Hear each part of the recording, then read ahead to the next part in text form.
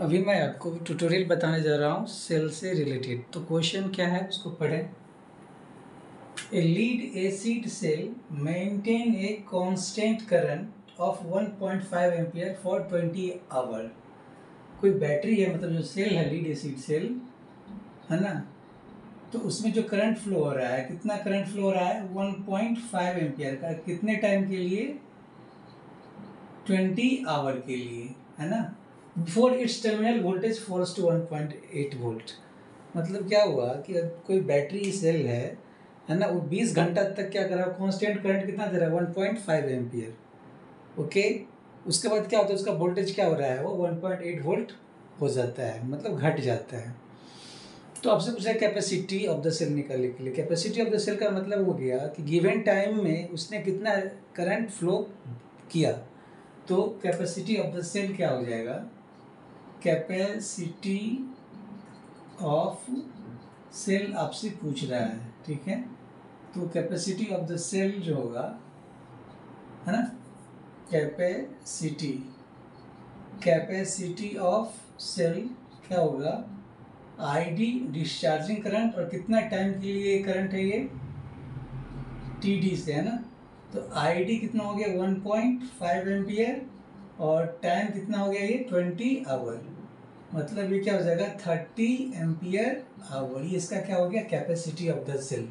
तो जब भी कैपेसिटी की बात हो, इसका मतलब ये हो गया कि गिवन टाइम में, है ना, जब तक उसका वोल्टेज घट ना जाए, टर्मिनल वोल्टेज, कितना करंट फ्लो होगा उससे, ठीक है ना। मतलब क्या हो गया, डिस्चार्जिंग करंट को डिस्चार्जिंग टाइम से हम मल्टीप्लाई करेंगे, वही क्या होगा कैपेसिटी ऑफ द सेल होगा।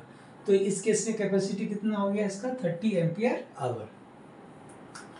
नेक्स्ट क्वेश्चन क्या है हमारा, a discharge battery is put on charge at 5 ampere for 3.5 hour at a mean charging voltage of 13.5 volt.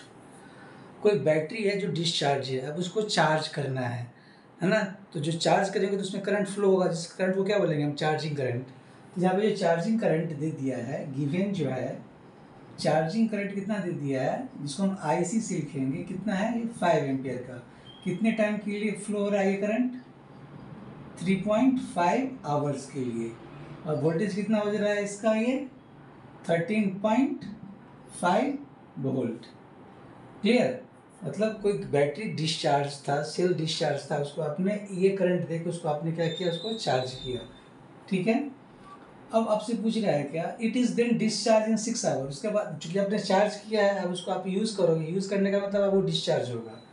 तो कह रहा है it is then discharge in 6 hour, मतलब टी डी डिस्चार्जिंग टाइम कितना हो गया 6 hour at a constant terminal voltage of 12 volt through a resistance of R ohm. तो जो वोल्टेज है इसका कितना दे दिया, ये 12 वोल्ट, और किसके थ्रू ये डिस्चार्ज हो रहा है, वो रेजिस्टेंस के through. Okay, through resistance of R ohm. Calculate the value of R. आपसे पूछ रहा है एम क्या है आपका, कि आर कितना है for N ampere hour efficiency of 85%, जबकि एन कितना दे दिया है for ampere hour efficiency 85%। Also calculate the watt hour efficiency. आपसे पूछ रहा है WH का वैल्यू, मतलब वाट आवर इफिशियंसी भी आपसे पूछ रहा है। ओके, तो पहला क्वेश्चन क्या है हमारा, दिया क्या हुआ NaH।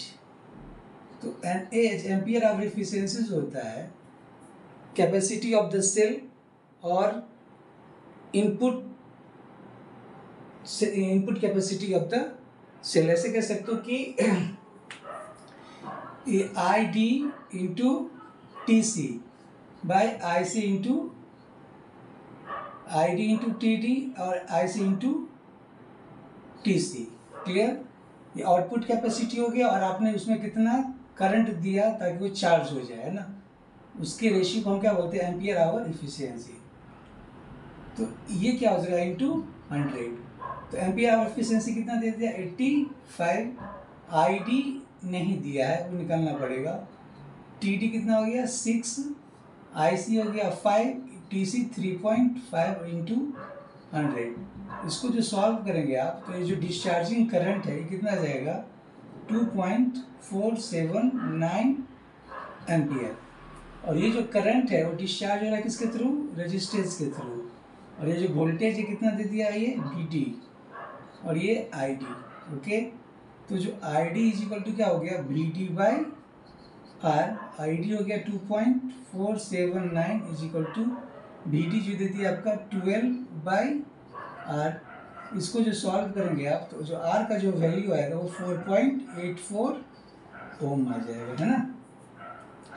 मतलब बैटरी में जो आप रेजिस्टेंस लगाएंगे, मतलब यूज़ करेंगे इसका बैटरी का, है ना, किसके थ्रू, रेजिस्टेंस के थ्रू, इसका वैल्यू कितना आ जाएगा 4.84 ओम। मतलब ये हो गया आपका, सपोज करो ये आपका बैटरी था, ये इसका 2 इलेक्ट्रोड है और बीच में क्या हो गया, रेजिस्टेंस, है ना। क्लियर। अब आपसे पूछ रहा है कि वाट आवर इफिशियंसी, तो रिलेशन होता है वाट आवर इफिशियंसी और एम्पियर आवर इफिशियंसी में, NWH is equal to NaH into VD by VC into 100। Okay, तो NaH कितना दे दिया है 85%, मतलब 0.85, और VD कितना है 12, VC कितना हो गया 13.5 इंटू 100। ये जो आ जाएगा आपको सॉल्व करने पे 75.56%। तो ये जो वाट आवर एफिशिएंसी कितना हो गया 75.56%। Okay, thank you.